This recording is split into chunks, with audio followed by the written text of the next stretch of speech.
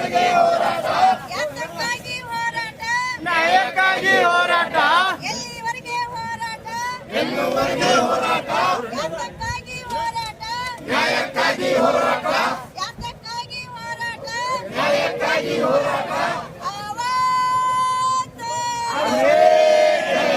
ಇವೆಲ್ಲ ಎಲ್ಲಿಗೋ ಬೆಳಗ್ಗೆ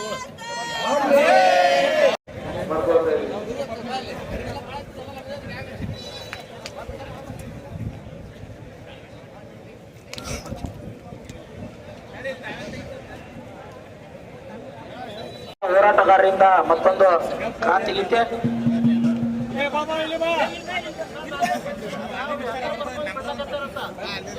sir sir sir sir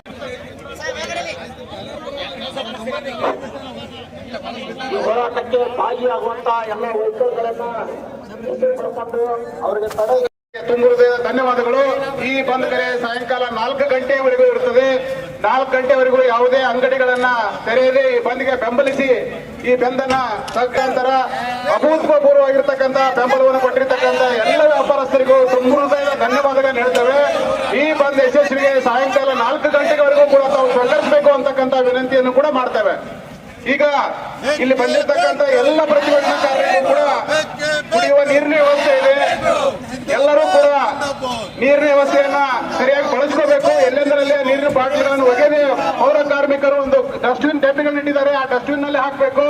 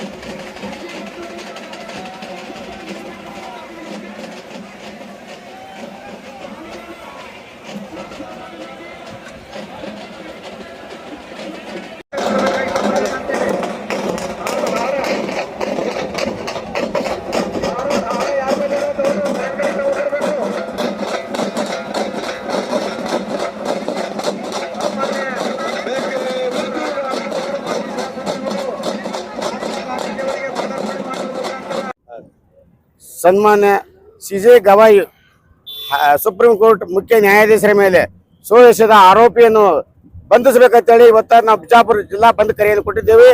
ಆದರೆ ಇಲ್ಲಿ ಕೆಲವೊಂದೆಲ್ಲ ಅಡ್ಡಾಡಕತ್ತಾರ. ಯಾಕಂದ್ರೆ ಈ ಪೊಲೀಸರು ತಕ್ಷಣ ಇವ್ರನ್ನೆಲ್ಲ ಬಂದ್ ಮಾಡ್ಬೇಕು, ಇಲ್ಲಾಂದ್ರೆ ಮುಂದೆ ಇವ್ ಏನ್ ಅನಾಹುತ ಆದ್ರ ಅದಕ್ಕ ಈ ಆಡಳಿತ ಹೊಣೆ ಹಾಕದ. ಅದಕ್ಕೆ ನಾವೇನಾದ್ರು ಕಾನೂನು ಕೈ ತಗೋಬೇಕಾಗದ. ಅದಕ್ಕೆ ದಯವಿಟ್ಟು ಎಲ್ಲ ಬಂದ್ ಮಾಡಿಸ್ರಿ, ನೀವು ಕೈ ಮುಗಿತೇವೆ, ರಿಕ್ವೆಸ್ಟ್ ಮಾಡ್ತೇವೆ. ನಮಗೆ ನ್ಯಾಯ ಸಿಗಬೇಕಾಗ್ಯದ. ಯಾಕಂದ್ರೆ ಇವತ್ತು ಅಲ್ಲೇ ಆಗ್ಯದ, ಮತ್ತೆ ತಲುಪಿನಾಗ ಜಿಲ್ಲೆದಾಗತಿ, ನಿಮ್ಮಲ್ಲೂ ಆಕತಿ. ಇಂಥ ಮನುವಾದಿಗಳನ್ನ ನಾವು ಬಗ್ಗೆ ಬರಲಿಕ್ಕಂದ್ರ ನಮ್ಮನ್ನು ಒತ್ತುವಡಿಸ್ತಾರ. ಅದಕ್ಕೆ ದಯವಿಟ್ಟು ನಾವು ಇವತ್ತು ಬಂದ್ ಮಾಡಕ ಮೊದಲೇ ವಿನಂತಿ ಮಾಡ್ಕೊಂಡು 8 ದಿವಸ ಗಂಟೆ ಅಡ್ಡಾಡೇವು, ಎಲ್ಲರಿಗೂ ಹೇಳೇವು. ಆದ್ರೂ ನೀವು ಗಾಡಿ ಅಡ್ಡಾಡ್ಸಾಕತ್ತಾರ ಪೊಲೀಸರು, ಅದು ಬಂದ್ ಮಾಡಿಸ್ಬೇಕಂತ ಎಲ್ಲರಿಗೂ ನಾ ಕೈ ಮುಗಿದು ಕೇಳ್ಕೊತೀನಿ. ಇಲ್ಲಾಂದ್ರೆ ಮುಂದೆ ಆಗುವ ಅನಾಹುತಕ್ಕೆ ಈ ಆಡಳಿತ ಹೊಣೆ ಹಾಕತ್ತ.